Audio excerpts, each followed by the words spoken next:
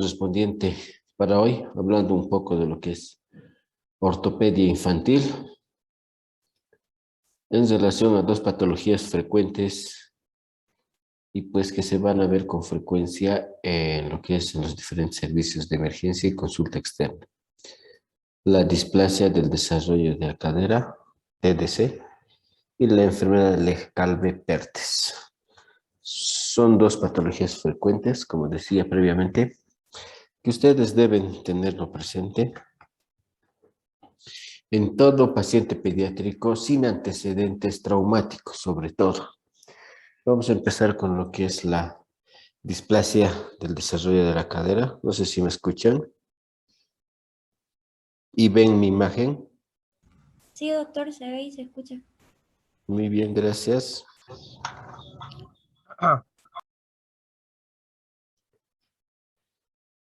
Vamos a empezar con lo que es un poquito de la definición, donde podemos indicar que es la falta del desarrollo del acetábulo que produce una incongruencia de la articulación coxofemoral. Acá tenemos al lado izquierdo de sus pantallas una articulación normal con el acetábulo, la cabeza, el cuello del fémur, el trocánter mayor, trocánter menor y parte de la diáfisis proximal. Y acá en la parte derecha tenemos una cadera donde está en proceso de formación, el cual vamos a describir con el ala ilíaca, el pubis, el isquio y parte de lo que sería la parte proximal del fémur, pero no hay, hay ausencia de la cabeza femoral que lo vamos a describir. Entonces, como displasia del desarrollo de la cadera, que no se da esta formación acetabular, entonces decimos que es la falta del desarrollo del acetábulo. No cabeza, no cuello, no trocánter menor, no trocánter mayor, ni diáfisis. Más al contrario, es falta del desarrollo del acetábulo en donde va a contener a lo que es la cabeza femoral, por lo que va a producirse una incongruencia de la articulación coxofemoral. La etiología, ¿en quiénes se va a ver esta displasia del desarrollo de la cadera? Está ligada al sexo femenino, también con aquellas que son primigestas, las diferentes presentaciones podálicas que puede tener el feto, y el embarazo múltiple, porque a mayor número de embarazo, o perdón, al mayor número de bebés, si vale el término, de vida intrauterina, el espacio va a ser reducido. Tres posiciones intrauterinas que van a favorecer la displasia del desarrollo de la cadera. Todas estas tres posiciones de nalgas, podálicos, sentado, van a favorecer de alguna manera. No se ha demostrado científicamente si favorece la displasia, pero con fines prácticos y académicos estamos viendo que estas posiciones favorecen la displasia del desarrollo de la cadera. Otros factores determinantes son los socioculturales. Está relacionado con lo que es la cultura de Bolivia, Ecuador, Perú, que pues por factores socioculturales pues, tienden a envolver al niño desde el cuello hasta los pies, impidiendo que pues la articulación coxofemoral que está en desarrollo pueda moverse con total libertad. El diagnóstico, pues ya conocemos lo que es el diagnóstico, la etiología. ¿Qué factores pueden predisponer? Preguntamos en los antecedentes, sobre todo a la madre, si ha tenido algún problema durante el embarazo, parto o cesárea. Y nosotros con el diagnóstico, ya teniendo al bebé o al niño, hacemos el diagnóstico clínico. ¿Qué vamos a buscar? Estos cuatro signos. Limitación de la abducción, que no va a poder abrir las piernitas. Signo de Ortolani-Barlow, que vamos a ver a continuación. Signo de Savary o Galeazzi. Signo de telescopaje. Pregunta de examen. Diagnóstico clínico del desarrollo de la displasia de la cadera. Deben poner estos cuatro. Diagnóstico clínico, como tenemos, la primera era la dificultad para la abducción, pero tiene que hacerlo sin dolor. Donde ustedes abren con las rodillas flexionadas, como pueden ver en la diapositiva, a 90 grados. Entonces deben abrirlo, abducirlo, que haya una abducción, en donde debe no tener ninguna limitación para poder hacer esta maniobra. Si el paciente presenta alguna limitación o dificultad para poder abrir las piernitas, estamos hablando entonces de una probable displasia del desarrollo de la cadera. La maniobra de Ortolani-Barlow. Acá tenemos comparando los dos. El Ortolani, si se fijan, reduce la luxación, hace que se introduzca la cabeza femoral que está fuera del acetábulo pueda ingresar al ingreso. Pregunta de examen. Y Barlow hace al revés. En vez de reducir, lo luxa. Quiere decir esto que lo saca del acetábulo para ver que sea positivo. Ortolani y Barlow. Generalmente las maniobras han quedado relativamente proscritas porque la radiología es el gol estándar, entonces con fines académicos, si pueden realizar eso sería interesante que lo hagan, pero nuestra progenie, hay bebés y bebés, hay bebés que nuestra mano tranquilamente pudiera agarrar, sujetar la piernita o la rodilla del niño de 3 meses. Hay otros bebés que no se puede, entonces provocar o estas maniobras, perdón, se realizan con una gentileza, si vale el término, para evitar esas molestias en relación a la luxación y a la reducción de esta displasia de cadera. Aquí tenemos Ortolani, ¿cómo lo hace? Recuerden, Ortolani reduce, hace que la cabecita del fémur se introduzca y Barlow luxa. Entonces podemos aquí ver que reduce. El examinador agarra la rodillita y el tercio distal del muslo, en donde va a introducir, si vale el término, dentro de el acetábulo la cabeza del fémur. Y Barlow nuevamente reduce, o perdón, luxa. Nuevamente agarra de la rodillita el tercio distal del muslo y como una palanqueta hace que el extremo proximal de la cabeza trate de salir de su lugar. Entonces lo luxa. Galeazzi, a diferencia de las anteriores, mide el diámetro que hay entre la rodilla y los pies. Entonces nosotros podemos poner al niño apoyado sobre la camilla, juntamos las dos rodillitas y vemos la diferencia. Si existe este acortamiento, entonces la displasia está en el lado izquierdo. Siempre está relacionado con la extremidad más corta. El signo de telescopaje, para lo cual necesitamos dos examinadores. Uno agarra lo que es las espinas ilíacas y el otro examinador con otra mano y también sujetando la piernita lo dirige hacia el cenit, hacia el techo. Evidentemente hace como un signo de pistoneaje, pero es un poco doloroso. Intenta un par de veces, pero es relativamente doloroso para el niño. Entonces, no sé si al final es positivo o negativo hacer estas maniobras, pero con fines prácticos lo estamos presentando acá.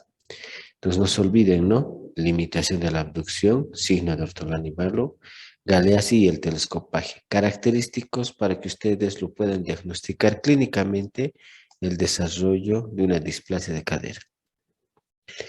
Otro que ya ha quedado en desuso, pero con fines prácticos los mencionó, la simetría de pliegues cutáneos, glúteos y muslos.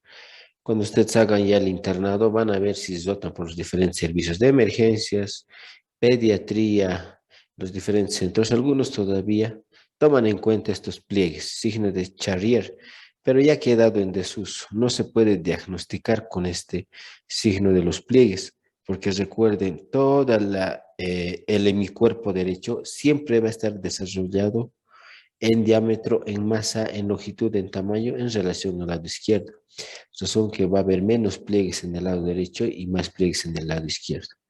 No es fidedigno, por si acaso, pero con fines prácticos los menciono porque van a ver en los diferentes servicios, sobre todo cuando rota en pediatría. Varios de los médicos pediatras ya antiguos, si vale el término, utilizan todavía esto. Otro signo de certeza es cuando ya el niño ya puede caminar con una marcha claudicante, va a haber un acortamiento de la extremidad luxada y signo de Trendelenburg, no va a poder mantenerse alineado la cadera. Si tiene una displasia de cadera, generalmente la parte que está con displasia tiende a caerse, a desnivelarse, si vale el término, cuando ustedes busquen. ¿Cuándo nosotros vamos a ver esto? Cuando el niño camine. Generalmente lo identificamos a los 2 o a los 3 años, cuando el niño camina ya normal y sin apoyo. Y pues el gol estándar para esto es el diagnóstico radiológico, tomando en cuenta o pidiendo una proyección AP o anteroposterior de pelvis. Algunos colegas todavía utilizan el RX panorámica de pelvis, pero se refiere a la proyección anteroposterior, donde nosotros podemos ver las alas ilíacas, el pubis, el isquio, la cabeza, el trocánter mayor, trocánter menor y el tercio proximal del fémur. Todas estas estructuras deben estar centradas, tomando las 3 características radiológicas: centrada, de buena calidad, y evidentemente aquí no se puede pedir las 2 proyecciones básicas como es el anterior posterior y lateral, pero con un anterior posterior puedo diagnosticar esta displasia de cadera. Como les decía, tenemos una AP simple comparativa, tiene que estar centrada, simétrica y de buena calidad, donde nosotros tenemos que buscar ¿qué? El ala ilíaca, el pubis, el isquio, el núcleo de osificación, que es el futuro o la cabeza femoral futura que va a presentarse, el trocánter mayor, menor y el tercio proximal del fémur, en los dos.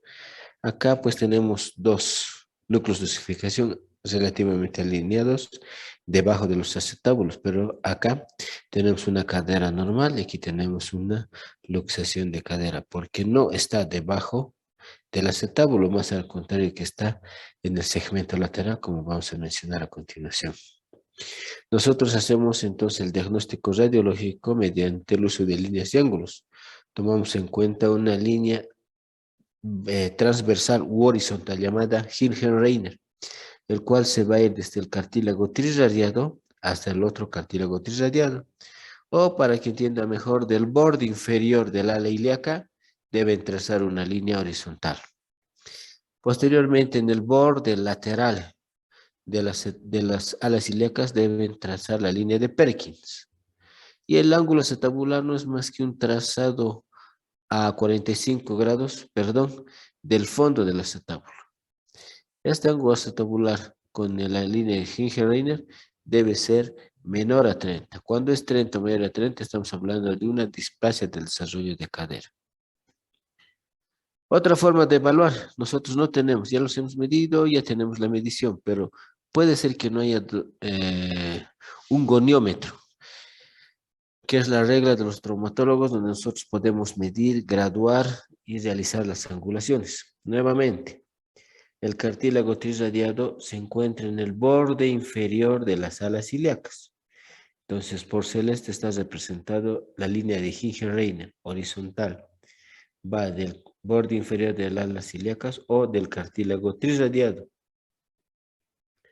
Posteriormente, del borde lateral del ala ilíaca y vertical está la línea de Perkins. Entre esta línea vertical y esta línea horizontal se forman 4 cuadrantes.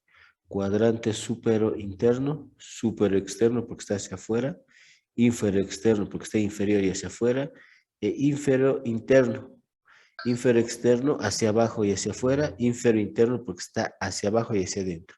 Con estos 4 cuadrantes, obviando la línea acetabular de Weber, nosotros podemos identificar dónde se encuentra ¿qué? Este núcleo de osificación. Como ustedes pueden ver acá teníamos un trazado. Se encontraba el núcleo de osificación. Cuando nosotros no tenemos esa regla como es el goniómetro, para poder graduar nosotros tenemos que hacer este trazado de 4 cuadrantes y tenemos que identificar que el núcleo de osificación representado con la letra N debe estar en el cuadrante inferior interno. Pero cuando este núcleo de osificación se encuentra en el cuadrante inferior externo, estamos hablando de una subluxación. Y cuando este núcleo de osificación se encuentra en el cuadrante superior externo, ya estamos hablando de una displasia del desarrollo de la cadera, porque el núcleo debe estar por debajo del acetábulo. Si se va a ir a su lado, si vale el término, estamos hablando de una displasia de cadera. Además, Como decía, la línea acetabular de Weber forma un ángulo con la línea horizontal, el cual debe ser menor a 30. Cuando ya es 30 o mayor a 30, estamos hablando de una displasia del desarrollo de la cadera. Eso es fácil de determinar porque generalmente las placas radiográficas ya vienen medidas. Pero hay diferentes servicios o servicios donde no cuentan con esta medición, entonces ustedes deben realizarla de manera manual, hacer la medición, y si no saben hacer la medición, buscar el núcleo de dosificación que se debe encontrar en este cuadrante. Pregunta de examen por si acaso, creo que hay un caso clínico de 4, donde pongo las diferentes núcleos, ustedes deben dar el diagnóstico. Además de esos signos radiológicos, nosotros vamos a buscar el arco de Shenton. El arco de Shenton no es más continuación de la cortical interna con el borde inferior del pubis, formando como un arco. Pero cuando hay una displasia de cadera, como acá hay una lateralización, este arco se rompe. Si ustedes pueden fijarse, hay una S contigua, como un pequeño arco. Pero cuando hay displasia de cadera, esa letra S se rompe. Aquí hay un extremo y aquí está el otro. Entonces ya se ha roto esa referencia anatómica en relación al arco de Shenton. Espero que esta parte esté entendida porque ustedes son la clave cuando hablemos de tratamientos. Diagnóstico radiológico, nuevamente hago énfasis. Puede ser uno, que no haya los núcleos de dosificación, pero tenemos las mediciones.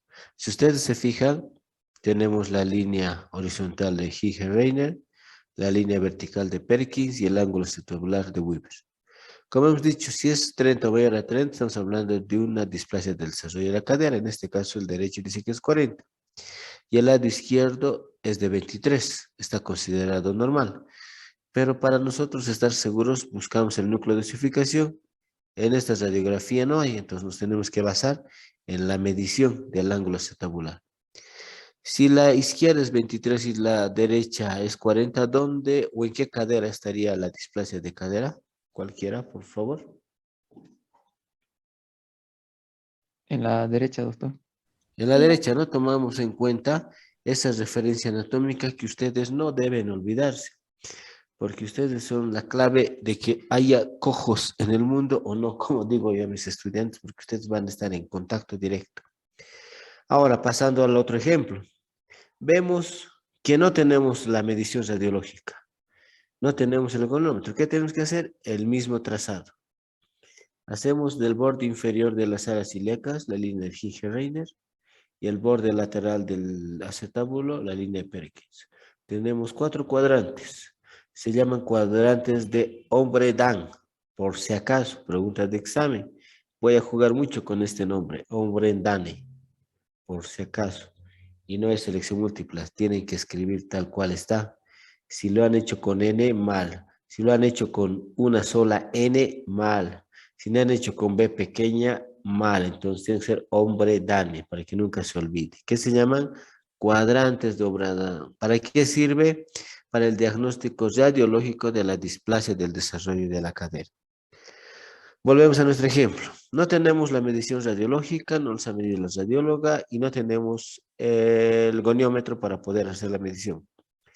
Pero nuestro docente nos ha enseñado que haciendo en una línea transversal por debajo del borde inferior de las alas ilíacas, tenemos la línea de Giger-Reiner y tenemos el borde lateral del acetábulo representado por la línea de Perkins. Él nos ha dicho que tenemos que dividir en 4 cuadrantes: supero interno, supero externo, infero externo, infero interno. Y nos ha dicho que busquemos este pequeño punto blanco, que es el núcleo de dosificación, el cual nos ha dicho, si una cadera es normal, va a estar en el cuadrante infero interno. Eso es lo normal. Pero si está en el cuadrante infero externo, es una subluxación. Y como acá está en el cuadrante super externo, ya estamos hablando de una luxación de la cadera, que también se relaciona con la displasia del desarrollo de la cadera. Ustedes aquí lo pueden manejar bien, pero cuando encuentren una subluxación, una luxación franca, ustedes deben referir sí o sí al especialista correspondiente para su valoración y tratamiento. Porque si no hacen esto, si ustedes no hacen un buen diagnóstico, una buena búsqueda, Este niño pues lo van a condenar a un calvario en relación a su tratamiento, que va a ser el siguiente diapositivo. Entonces nosotros, si vemos una medición 40, al especialista. Si vemos que el núcleo de osificación está en el cuadrante infero externo o supero externo, al especialista. Ustedes deben identificar y buscar tanto la medición como la ubicación del núcleo de osificación para evitar futuras displasias del desarrollo de la cadera. ¿En qué se va a basar el tratamiento?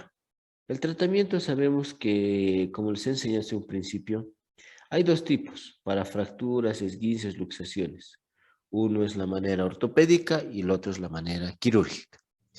Pues en los niños se empieza primero con el tratamiento ortopédico y si no mejora con el tratamiento ortopédico, tenemos que pasar al tratamiento quirúrgico.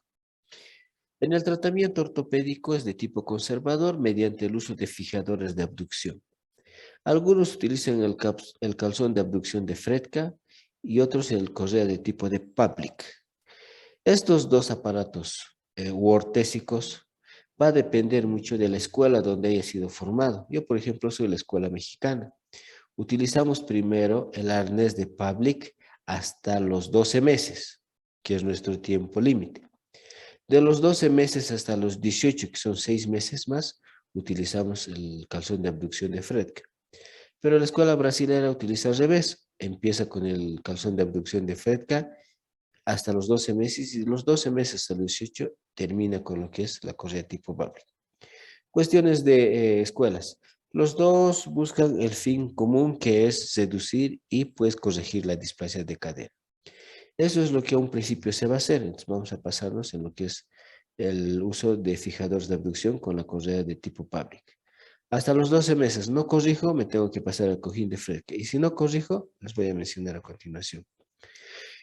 Con lo cual nosotros utilizamos el tratamiento. Lo dividimos nosotros en edad de oro, edad gris y edad negra. ¿Dónde ustedes van a actuar mejor y dónde pues tiene un mejor pronóstico? Es en la edad de oro. Como pueden ver, es considerado de los 3 meses hasta el año de edad. Aquí es donde nosotros empezamos ya con pacientes con displasia del desarrollo de la cadera. Comenzando con el tratamiento va a ser el uso de arnés de Pavlik. El tiempo que sea necesario. Con lo mínimo, generalmente en 3 meses se corrige la mayoría de las displasias, con controles radiológicos cada mes. Lo mejor de todo esto es que no hay secuelas. El pronóstico es bueno y se corrige la displasia. Generalmente las reparaciones en 3 meses, como mencionaba, pero se debe mantener hasta los 6 meses. Si no se resuelve, yo tengo hasta los 12 meses, les decía. Tengo que pasar al cojín de Fredka hasta los 18 meses. El control, igual que el anterior, es cada mes por 3 meses. Si persiste el problema y hago una reducción cerrada, hago una tenotomía de los aductores más un yeso pelvipédico. Igual hago un control cada mes radiológico por 3 meses. Pero esto ya es un poco más invasivo. Entonces la clave acá ustedes es hasta los 12 meses donde deben diagnosticar y mandar al especialista correspondiente. Evidentemente con estas clases que les estoy dando, ustedes están capacitados para poder tratar una displasia. Entonces no duden en realizar, por más lejos que se encuentren cuando realicen su servicio rural obligatorio. Si pasamos a edad de 1 año a 2 años, ya estamos entrando a la edad gris. El resultado va a ser incierto del procedimiento y, como decía, el procedimiento ya va a ser quirúrgico, con una reducción abierta, limpieza del cótilo, inmovilización y controles radiológicos. ¿En qué se basa esta edad gris? En la osteotomía de Salter con acetabuloplastía, fijación con clavo, inmovilización con yeso pelvipédico y controles radiológicos. Generalmente el niño ya está internado. Si nosotros no corregimos eso, ya pasamos a la edad negra. Ya es mayor de 2 años, el tratamiento quirúrgico es netamente jugar y trabajar en hueso, por eso se llama osteotomías, abrir hueso. Es muy agresivo con pronósticos reservados en relación a la corrección de la displasia del desarrollo de la cadera. Hay diferentes autores que van a hacer los cortes en diferentes segmentos. Unos hacen un corte a nivel del fémur proximal y tratan de que este segmento en la cabeza esté siempre dentro del acetábulo a través de cortes, corrección, desrotaciones y se pone una placa. Con eso nosotros estamos seguros que la cabeza siempre va a estar dentro del acetábulo, que es el fin común. Otros, en vez de trabajar en el fémur, no trabajan en el fémur, más al contrario trabajan en el techo del acetábulo. Como quien dice, le ponen techito al acetábulo que le falta a través de injerto fijado con tornillos. Otros hacen un desplazamiento mayor que tiene el objetivo cubrir la cabeza femoral. Y en el espacio vacío donde queda se coloca injerto óseo autólogo. Esto quiere decir que se saca del propio paciente. Como podemos ver aquí, la osteotomía de pelvis de Salter. Para por nosotros hacer una cobertura total, sacamos un injerto de la ala ilíaca, hacemos un corte para darle techito a la cabeza del fémur, porque recuerden que eso es lo que no hay, falta del desarrollo del acetábulo, el cual se fija con unas clavijas Kirchner, como ya saben que son implantes, para que al final pues el techo del acetábulo pueda contener a la cabeza del fémur. Otros lo hacen simple, colocan un injerto vertical y lo fijan con tornillos. Todos estos tratamientos son válidos. Otros ya no hacen acetabuloplastia, es un corte longitudinal y traccionan parte de la pelvis hacia afuera en la búsqueda de esta cobertura de lo que es la cabeza del fémur. Todo es válido a la hora de tratar pacientes con displasia del desarrollo de la cadera. El objetivo, como les decía, es esto, ¿no? Se hace un corte y se tracciona parte del techo del acetábulo para cubrir por lo menos la cabeza del fémur, como se puede ver en esta imagen. Trabajado también es una osteotomía periacetabular. Otros ya no trabajan tanto en cabeza, sino hacen el corte de cierre en el cuello o en el trocánter menor, perdón, donde en vez de colocar hueso o injerto, lo saca. Si se fijan, la angulación ha cambiado. La cabeza estaba muy parada, entonces en el resultado, el cuello está relativamente inclinado, que debe estar a 135 grados. Es el ángulo cérvico deficiario, pregunta de examen. Las complicaciones que nosotros vamos a tener con la displasia del desarrollo de la cadera cuando no se forma el techo, es obvio, ¿no? La cabeza se va a salir. Esto es cuando está en una displasia normal. Y en luxación, pues miren, la cabeza ha abandonado su continente. El contenido se salió del continente, entonces la cabeza está fuera de su lugar. Estamos hablando de una luxación, que es una complicación frecuente. Otra complicación, si usted se fija, hay una gran diferencia, un desplazamiento de más o menos 5 centímetros.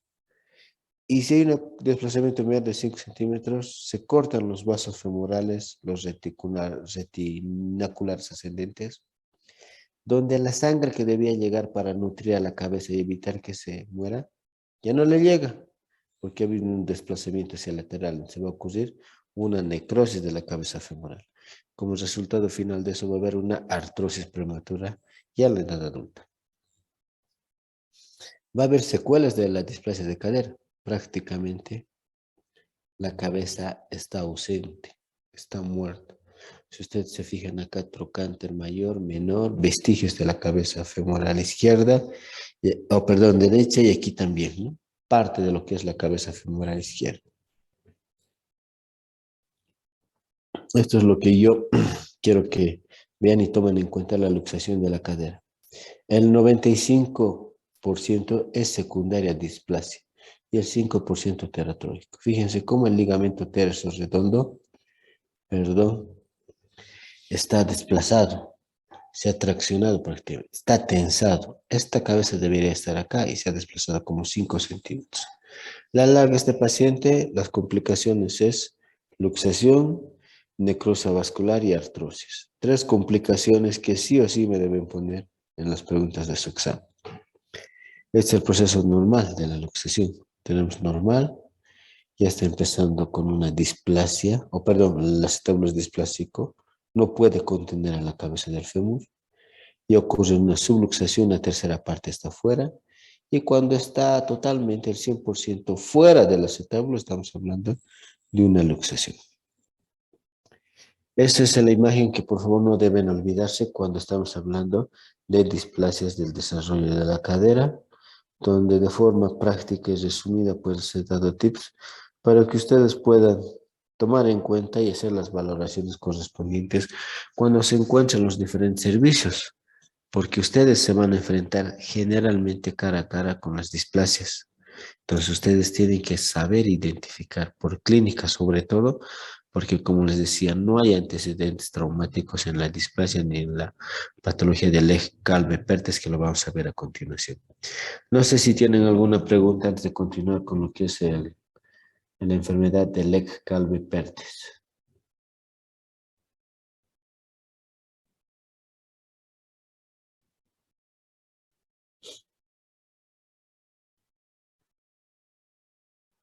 Creo que Bueno, ninguna, doctor. creo que no. Vamos a continuar entonces. La enfermedad de Legg-Calvé-Perthes ya generalmente va a ocurrir en los niños que son de 7 hasta los 15 años, algunos autores. Otros dicen de 8 hasta los 14, pero hay una infinidad. Pero esto va a estar relacionado generalmente hasta los 15 años en aquellos pacientes que van a tener dolores en cadera. Recuerden, 7, 8 años hasta los 15 años, dolores en cadera sin antecedentes traumáticos. ¿Por qué se caracteriza la enfermedad de Legg-Calvé-Perthes? Porque es una osteocondronecrosis de la cadera que se produce por irrigación anormal de la epífisis femoral. Como podían ver, el núcleo de osificación ya ha crecido, pero aquí hay una placa de crecimiento que todavía está fusionando el núcleo de osificación con lo que es el cuello del fémur. Si el dolor va a ocurrir a este nivel, a este pequeño fragmento que está en formación y sobre todo que está llegando a la fase final de remodelación para poder fusionarse con el resto del fémur. La mayor frecuencia es en el sexo masculino, se inicia predominantemente entre los 5 y 6 años, generalmente son niños de baja estatura con retardo en el desarrollo óseo, gorditos y bajitos, y puede ser unio bilateral en el 15% de los casos. La etiología, ¿por qué ocurre esto? Esta imagen es la que yo también, o es la que quiero que vean, porque nosotros al tener un antecedente traumático cortamos esta circulación tanto del ligamento obturador, o perdón, del ligamento redondo a través de la arteria obturador, o las arterias femorales laterales, sobre todo la circunfleja medial y lateral, que dan sus ramos, sus retinaculares ascendentes hacia la cabeza. Entonces, esto es lo que le da vitalidad a la cabeza femoral. ¿Qué va a ocurrir? Va a ocurrir un traumatismo a este nivel. Pero recuerden, esto ya es un adulto. Pero si ocurre en un niño, va a comprometerse lo que es la placa de crecimiento. Es lo que está relacionado con la enfermedad de Legg-Calvé-Perthes. El cuadro clínico. Va a haber un dolor en el muslo, en la ingle o en la rodilla.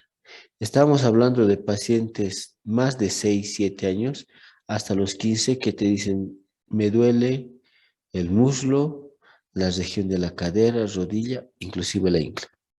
Va a haber una atrofia muscular, aparentemente acortamiento de la pierna afectada. Va a haber movimientos de abducción y rotación limitados. No va a poder mover porque recuerden que es bisagra. O en este caso tiene los 6 movimientos, lo que es la articulación, flexión, extensión, rotación externa, interna, abducción y aducción. Entonces va a haber limitación en los movimientos. Va a haber una dificultad para caminar, coger sin dolor. Signo de Trendelenburg, como mencionaba anteriormente, va a haber un desbalance. Va a haber cierta inclinación hacia la cadera afectada. Nosotros vemos, hay una clasificación para la enfermedad Legg-Calvé-Perthes. Si ustedes se fijan, aquí hay una muerte relativamente temprana, grado 1, que va a ocurrir en el segmento anterior. Pero puede haber, este es el grado 2, que va avanzando, la muerte de la causa femoral. El grado 3 prácticamente hay solo una tercera parte. Y el grado 4, ausencia de la cabeza, porque esto aparece como una línea de 2 milímetros separada de la placa de crecimiento. Eso es lo que nosotros debemos buscar radiológicamente. Lech-Calvé-Pertes, paciente sin antecedente traumático con dolor, pero relacionado con la muerte de la cabeza femoral. Nuevamente acá tenemos una cadera aparentemente normal. Va a haber una fragmentación, una reconstrucción, como pueden ver en este segmento, y puede haber una curación de la cabeza aplanada. La cabeza, en vez de ser circunferencial, se aplana. Estamos hablando de la evolución radiológica de una osteocondritis. Los exámenes complementarios que nosotros vamos a utilizar, la radiografía AP simple en posición de rana y centellografía con tecnecio 99, el cual nos va a determinar prácticamente si esa cabeza es viable o no es viable. ¿Por qué la importancia de la centellografía, o sea, para el diagnóstico inicial? Cuando nosotros hacemos la gammagrafía con ciprofloxacino 99, nos va a marcar ya una cabeza circunferencial. Como pueden ver, hay un signo de X o más, donde nos va a indicar que ya hay secuelas, o perdón, signos radiológicos de que un segmento de la cabeza femoral está empezando a necrosarse, o en este caso a morir. Por lo cual nosotros podemos dividir radiográficamente en 4 etapas: una necrosis, pseudofragmentación, reosificación y remodelado. Preguntas de examen. Son 4 características que nosotros vemos radiológicamente en la enfermedad de Lech-Calvé-Pertes. Nuevamente, en el pronóstico, ¿dónde pueden identificar y tener pronóstico? En menores de 6 años, en la evolución benigna. Si ustedes los pillan ya entre los 6 y 9 años, un periodo intermedio, el pronóstico. Y cuando son más de 9 años, el peor pronóstico, porque prácticamente la cabeza ya estaría en esta etapa, entre grado 3 y grado 4, donde no, ya no se puede hacer nada, más al contrario, pues orientar, educar al paciente de que probablemente cuando termine de crecer necesite una prótesis articular de reemplazo. Pronóstico. Nosotros, ¿cómo hacemos el pronóstico? Generalmente hacemos en 3 aspectos, con las características generales del paciente, clínicos y radiológicos. Con eso nosotros nos basamos en relación a que nuestro pronóstico sea bueno, malo o con pronóstico reservado. Criterios de mal pronóstico. Cuando decías edad de comienzo avanzado, más de 9 años. Sexo femenino, nuevamente es relacionado al sexo femenino. El grado de afectación del núcleo cefálico. Tenemos entre el grado 3 y 4. Entre más avanzado esté la necrosis, tiene signos radiológicos de ser o de tener un mal pronóstico. En datos generales. En clínicos, obesidad, bajitos y gorditos.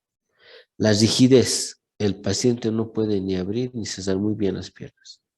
La contractura de la cadera, generalmente son niños que rara vez realizan actividad física, pero les duele la cadera como si hubieran realizado actividad física intensa. El signo de Cage, calcificaciones externas de la epifis, que los voy a mencionar a continuación. La reacción metafisiaria y horizontalización de la fisis y subluxación, como les mencionaba, esta placa radiográfica. Prácticamente hay aplanamiento de la cabeza femoral. El tratamiento en la etapa aguda, medidas generales. ¿Qué tenemos que hacer nosotros? Descomprimir esa cabeza. ¿Qué tenemos que hacer? Una tracción de partes blandas. Tenemos que hacer que esa cabeza se impacte más de lo que está.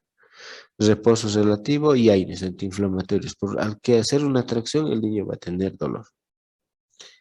Cuando estamos en la etapa aguda, menores de 6 años en el tipo 1 y 2, recuerden, menores de 6 años, un control expectante.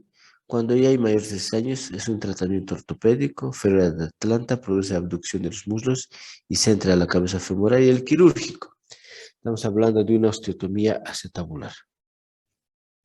Eso es una férula de Atlanta, el cual va a hacer que este paciente trate de evitar que haya tensión en la cabeza para evitar que esa cabeza femoral tienda a morirse. Y el otro es el tratamiento quirúrgico, ¿no? Ya buscando un reemplazo articular. Nuevamente hago énfasis acá en la vascularización, por eso es muy importante que ustedes por lo menos tengan una memoria fotográfica para que busquen esto. Cuando haya alteraciones en la cadera, lo siguiente que va a pasar es que una cabeza normal tenga o tienda a necrosarse y pueda formarse una coxa plana, es decir, que su cadera sea plana y ya no haya una diferencia franca en lo que era la cabeza circunferencial y el techo acetabular cóncavo. Bueno, eso es todo en relación a estas dos patologías frecuentes. Espero que tomen en cuenta a la hora de revisar niños, sobre todo hasta los 15 años. Y siempre busquen, siempre pregunten en relación a antecedentes familiares, sobre todo. Por eso es muy importante que usted, ya cuando estén ingresando al internado, le den una revisadita a lo que es el llenado del expediente clínico como tal, para que ustedes puedan de alguna manera pues identificar a estos pacientes. Cuando ya los pacientes llegan a nosotros como especialistas en grado 3 o 4, o cuando ya hay una luxación de cadera, del desarrollo de la cadera, pues ya es muy tarde y el pronóstico es reservado. Bueno, doctores, no sé si tienen alguna pregunta. Doc, buenas noches. Sí, una preguntita. ¿Cuánto sería el tiempo de uso con el tratamiento de la férula de Atlanta? 6 meses. Ya, gracias.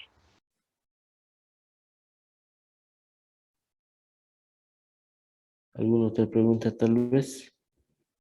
Doctor, una consultita.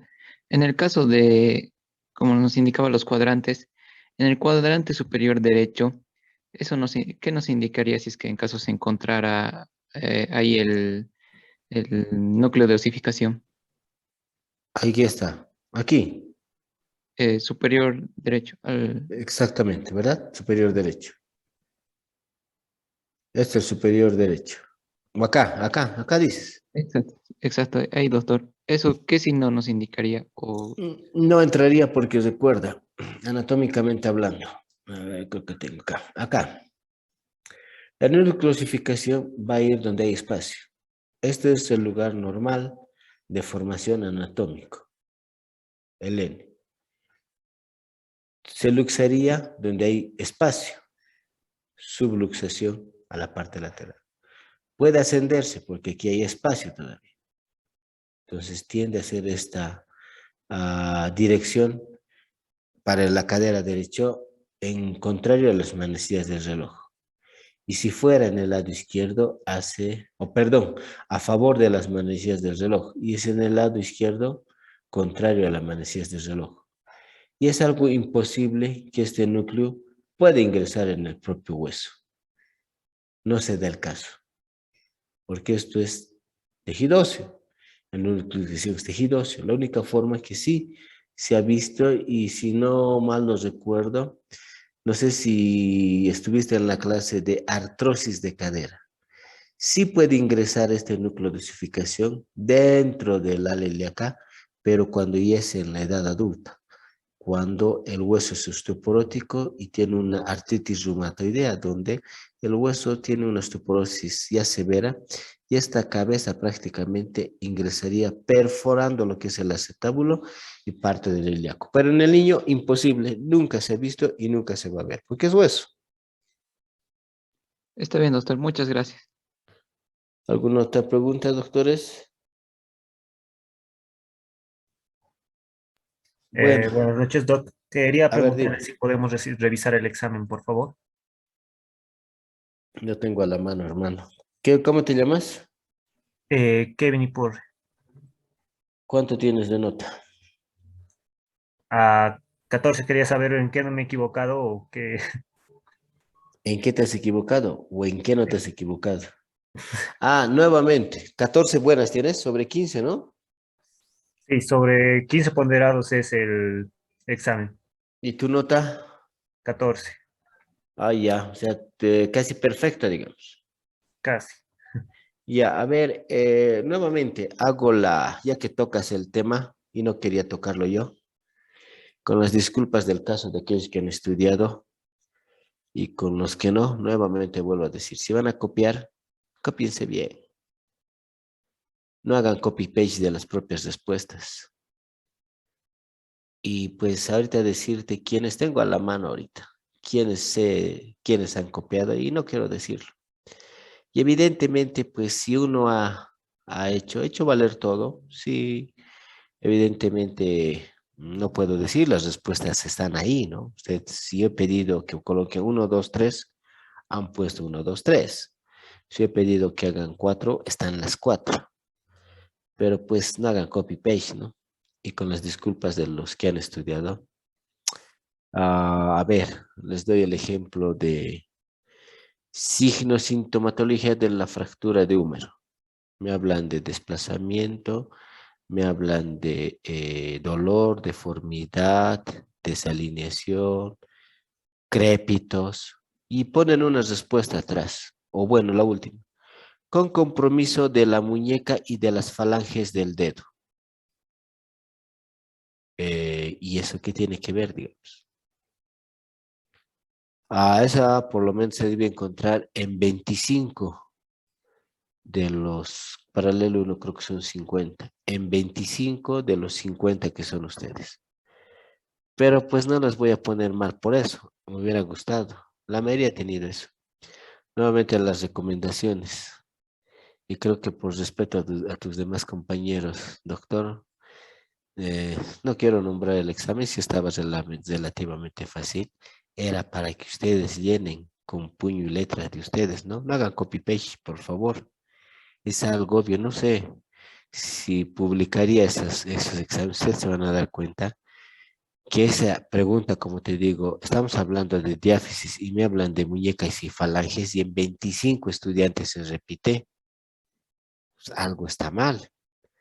Yo creí que estaba mal, dije, creo que estoy dando preguntas muy difíciles, entonces les daré de complementación, pero que me puedan llenar con 3, con 4 cosas y no con esas cosas que no vienen al caso, ¿no?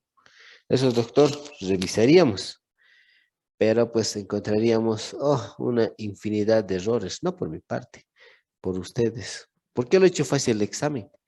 Porque yo creí que ustedes iban a llenarlo con puño y letra, ¿no? O a escribir, ¿no? Hay otro ejemplo, fracturas de la escápula.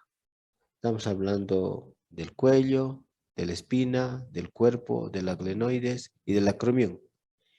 Y me ponen otro aditamento también que ya he ubicado. ¿Y dónde lo aprendí esto? En la maestría que he hecho en educación superior. Pones una parte y automáticamente te dice de dónde has sacado. Entonces no puedo hacer eso, no me gustaría, pues, eh, eso se llama plagio. Yo como lo he aprendido porque era estudiante. Y cuando he hecho esa maestría, me copiaba de aquí a allá, al final hacía copy-paste y me decían de aquí, doctor, eso es plagio, me decían. Obviamente, y ustedes están plagiando, ¿no? Ojalá se hayan un pequeño resumen. Eso, doctor, ya me has hecho recordar, pero por eso no respondemos o no les pondría, ¿qué es?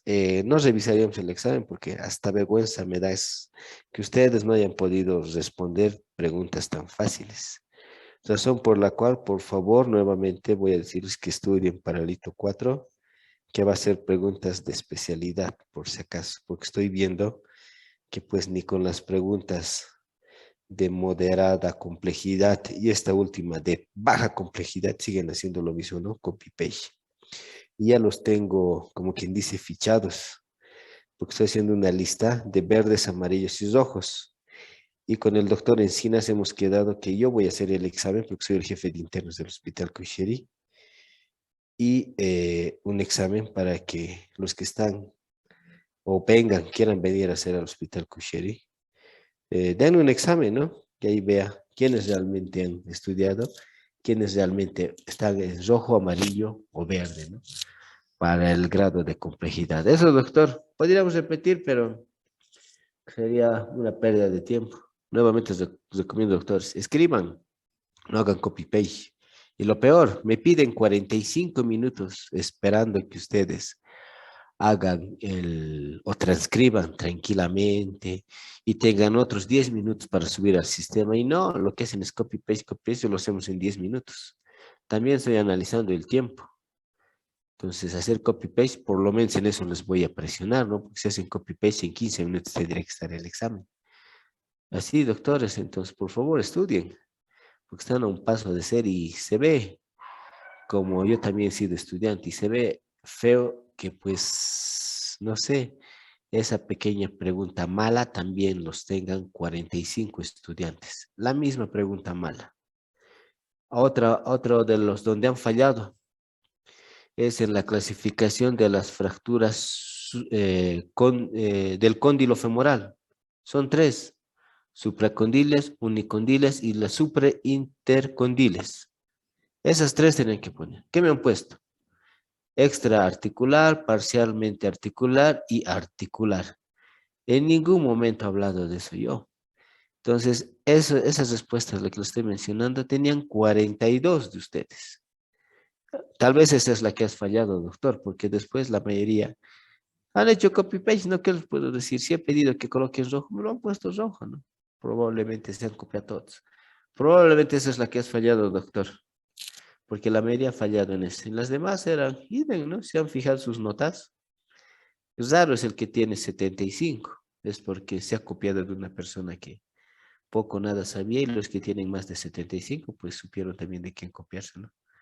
No los puedo juzgar, pero llamada a la conciencia, doctores, están a un paso de ser médicos. Eso les va a perjudicar a la larga. No sé si tienen alguna duda, pregunta más, doctores. Doc, disculpe, ¿será que nos puede enviar entonces el solucionario ya que no lo podemos revisar acá? Ya, te lo voy a enviar al grupo. ¿Ya? Está bien, Doc, gracias. Listo, que estén bien, que tengan buenas noches. Hasta luego, doctor. Buenas noches. Buenas noches. Hasta luego, doctor. Buenas noches.